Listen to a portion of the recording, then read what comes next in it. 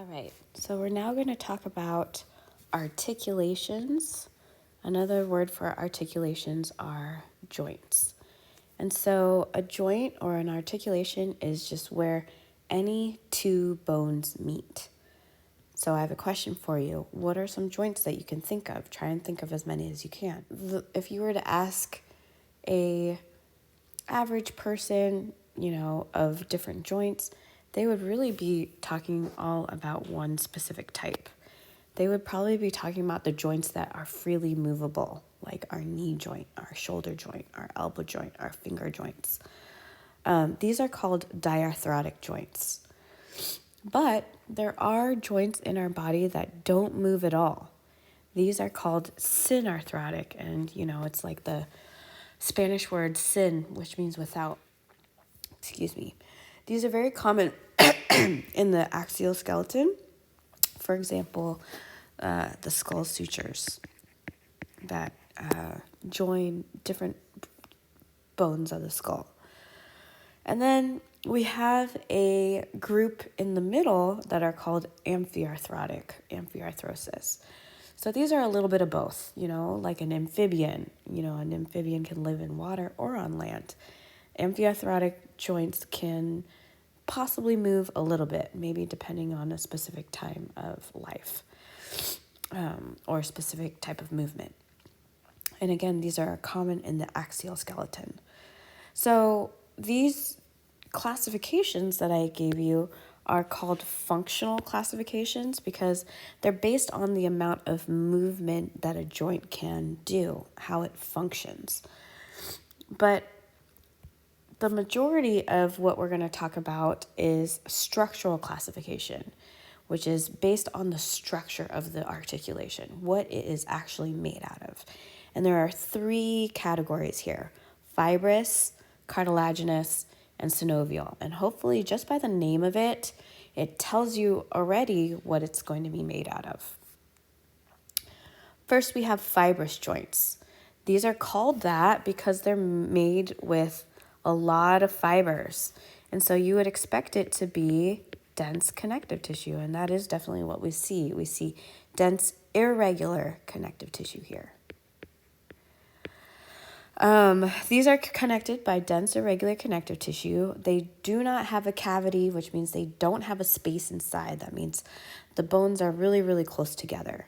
And these are either going to be immovable or just slightly movable. So synarthrotic or amphiarthrotic.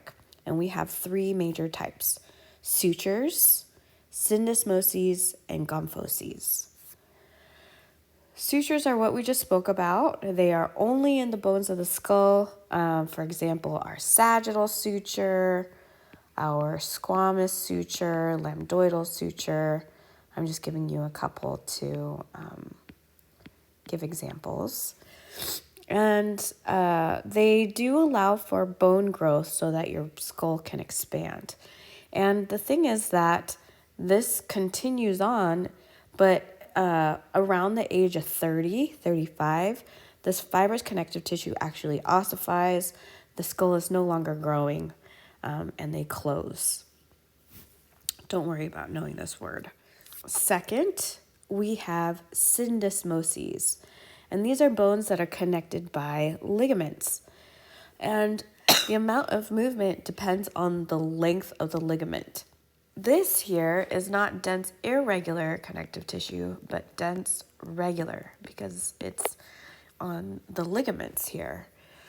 So example would be the tibiofibular joint, the joint between the tibia and the fibula.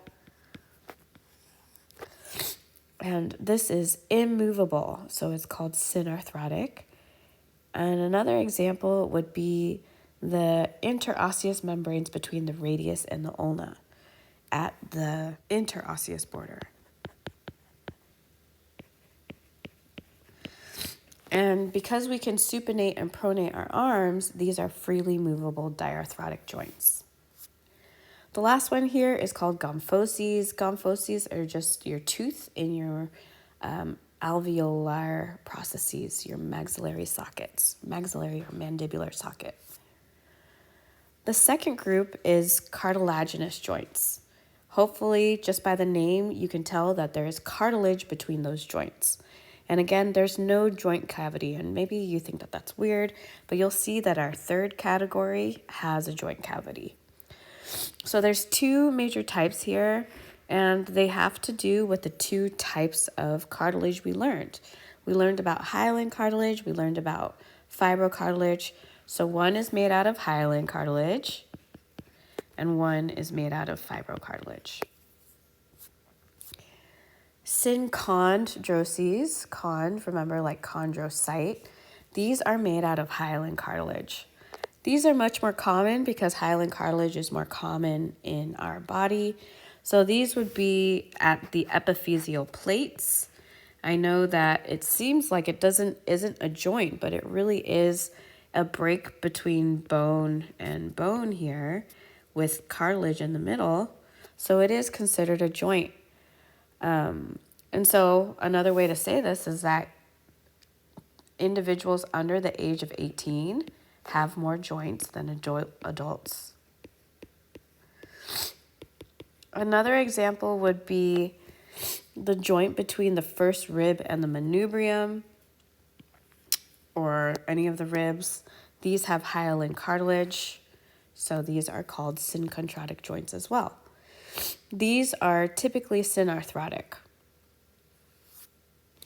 The second type of cartilaginous joint are called symphyses. So we learned about the pubic symphysis, right? It's called the same thing. And these, if you can remember, are made out of fibrocartilage. They have fibers in them, so they're much stronger. They resist tension, they resist compression, and they are slightly movable. The pubic symphysis may be movable in pregnant women at the time of delivery. Another example of this would be the intervertebral discs, which are made out of fibrocartilage. And then the last type here are called synovial joints. Synovial joints. That word synovial comes from egg, and it's really because it contains a fluid-filled joint cavity, and the fluid here has the consistency of egg white, and that's why it's called synovial joint. These are those joints that we would typically think of: our knee, our shoulder, our elbow. These are the most movable joints.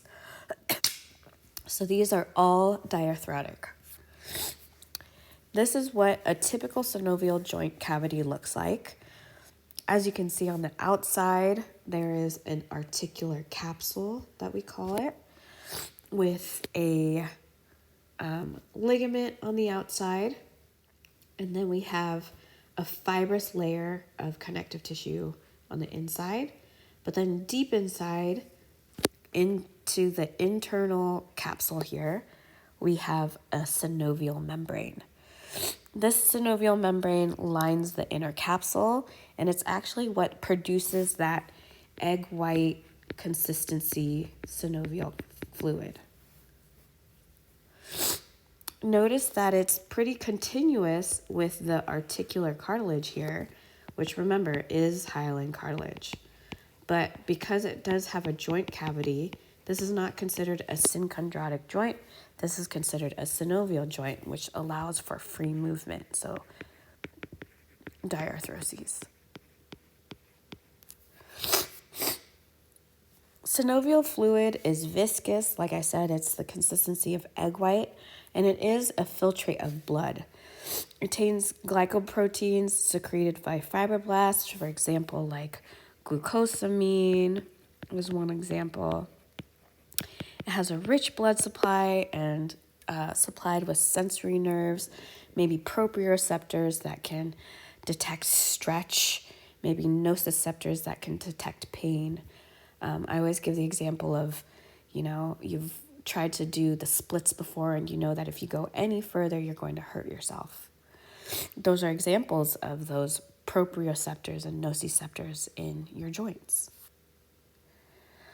Some synovial joints, as you will see in lab with the knee, They might contain an articular disc. I'm going to draw one in like this.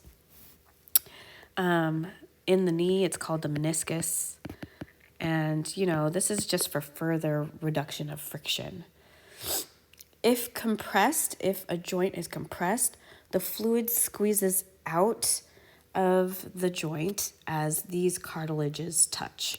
And so again, when we were introducing hyaline cartilage, remember we said that this cartilage here is to reduce friction, so it's glassy and smooth, because when we do contract our joints, move our joints, they can come into contact.